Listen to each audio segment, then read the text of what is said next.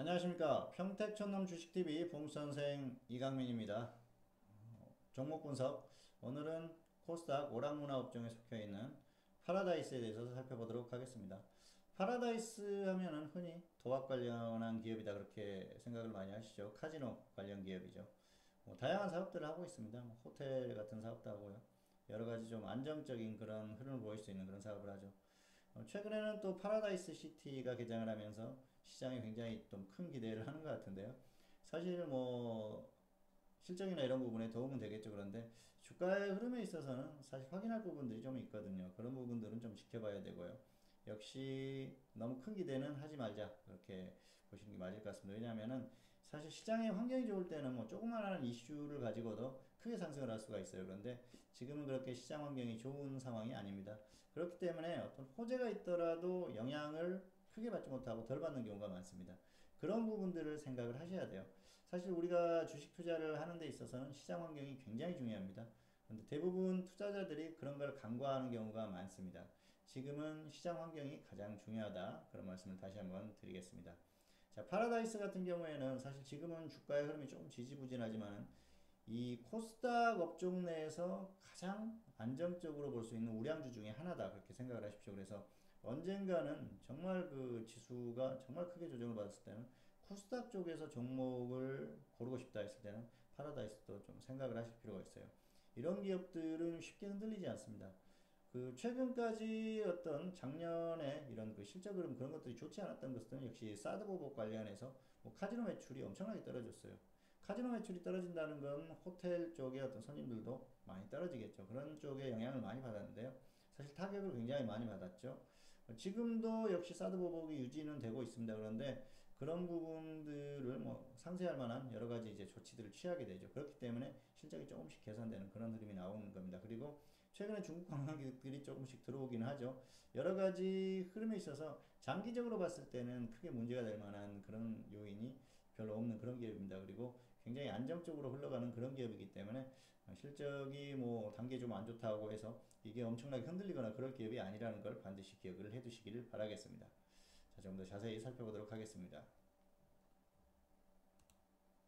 네, 파라다이스죠. 자, 파라다이스 그룹이고요. 자, 보시면은 작년에 실적이 좋지 않았었죠. 적자를 봤었는데요.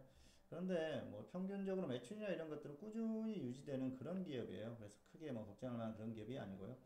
자본력이 워낙 좋습니다. 튼튼한 기업이고요. 또 뭐 보시면 알겠지만 카지노 영업이라든지 또 호텔 그리고 또 부동산 임대업 뭐 이런 것들도 하고 있고요. 그 전국에 파라다이스 호텔이라든지 뭐 이런 사업장들이 있습니다. 그래서 꾸준히 실적이 나오는 그런 기업이고요. 그리고 최근에 이제 말씀드렸지만 파라다이스 시티 오픈을 하면서 어떤 그런 기대감들이 있습니다. 사실 굉장히 큰 부분이죠. 뭐 관광 그 카지노 관련한 매출이나 또 어떤 호텔이나 이런 것들 여러 가지 뭐 그런 것들에 대한 기대감들이 생길 수 있는 그런 부분이죠. 그래서 여러 가지 좀 플러스 요인이 될 가능성이 높은데요. 자, 지금 중요한 건 시장의 환경이 좋지 않다는 것입니다. 자, 차트를 한번 보실까요? 자, 파라다이스. 중장기적인 어떤 그런 흐름을 보면 2014년에 이후에 고점을 기록하고 계속해서 하락하고 있죠.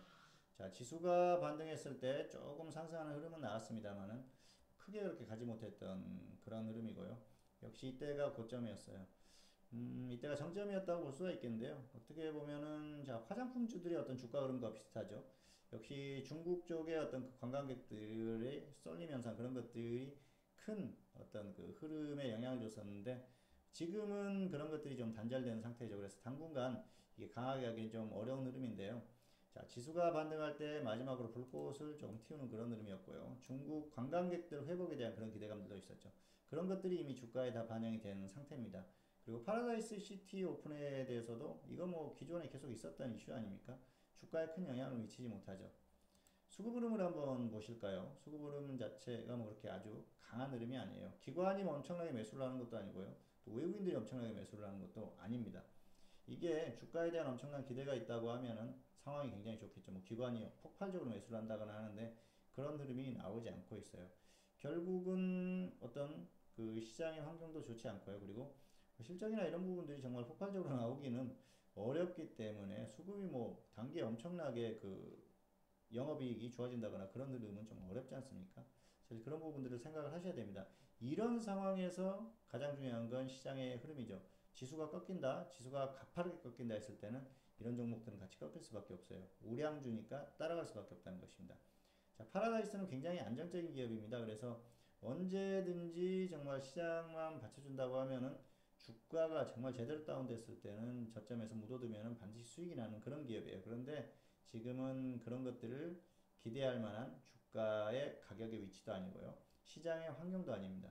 그래서 당분간은 조금 관망을 하시는 게 좋을 것 같습니다. 왜냐하면은 주가의 흐름이 어느 정도 이미 나왔어요. 그런데 흐름 자체가 굉장히 약합니다. 자, 이런 흐름을 보십시오. 주가가 더 반등이 나와야 되는데 나오지 못하고 있지 않습니까?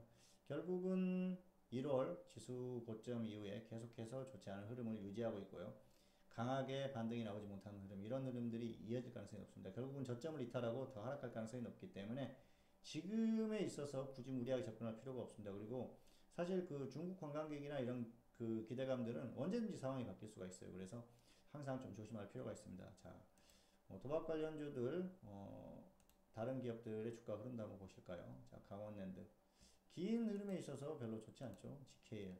역시 마찬가지입니다. 그래서 이 관련한 기업들의 흐름도 좋지 않고요. 그리고 중국 관련한 그런 기업들의 흐름도 그렇게 강하게 나오는 흐름이 아니기 때문에 당분간은 조금 관망을 하시면서 낙폭이 컸을 때 단기 뭐 반짝할 수는 있지만 중기로 보시는 분들은 당분간 좀 관망하시면서 더 관찰을 하시는 게 좋을 것 같습니다. 네, 오늘은 파라다이스에 대해서 살펴봤습니다.